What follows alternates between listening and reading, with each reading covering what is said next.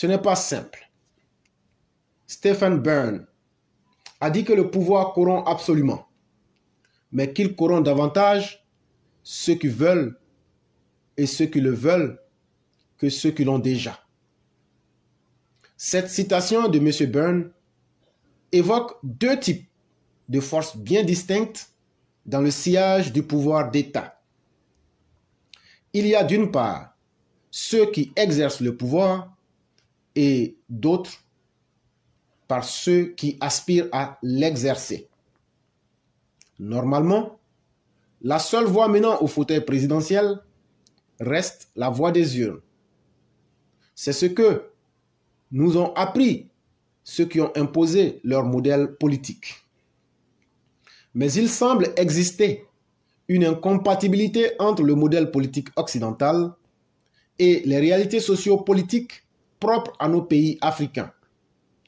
Les Occidentaux, dans leur folle course colonisatrice, ont fait croire que les peuples africains étaient sans histoire, donc sans modèle sociopolitique.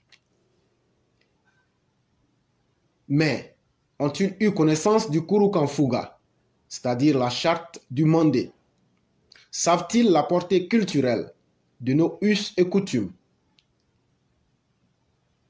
de nos connaissances des plantes aux vertus médicinales? Une des erreurs de nos dévanciers a été de copier un modèle étranger plutôt que de l'adapter à nos valeurs propres. C'est ainsi que nos critères de chefferie ont été abandonnés et pourtant, les choses étant bien établies en amont, tout le monde s'y conformait en aval. Et les modèles de chefferie existent encore de nos jours. Le système Akan, tracé sur le modèle matrilinéaire, le modèle basé sur la gérontocratie propre aux gens du Nord, ou celui attribué après une concertation des sages. Tous ces types de désignation permettant à une personne d'accéder à la magistrature suprême ont été purement et simplement ignorés au profit d'une greffe occidentale qui n'a jamais pris. Cette incompatibilité entre le fond et la forme a favorisé l'émergence d'un nouveau genre de prétendants au poste de président de la République. Ils sont pour la plupart partis de rien. Aucune formation politique.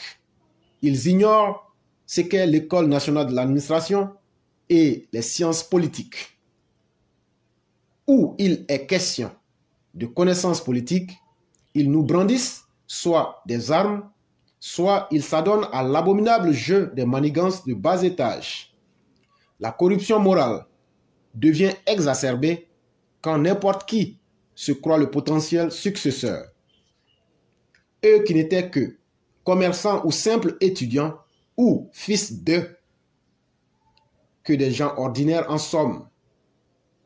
Dans l'état actuel des choses, le chef, travailleur infatigable, continue de donner entièrement satisfaction au peuple.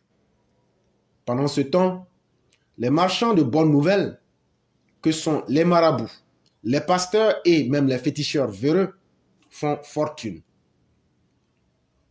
En habile homme d'affaires, ces 10 heures du lendemain les font rêver et leur font croire l'infaisable.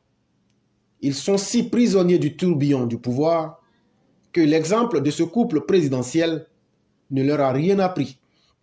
Nous faisons allusion à ce couple d'imposteurs qui s'est laissé corrompre par le pouvoir, qui, sur conseil de ses pasteurs et à coups de jeûne sec répétitif, a compris tard que tout cela n'était qu'un leurre.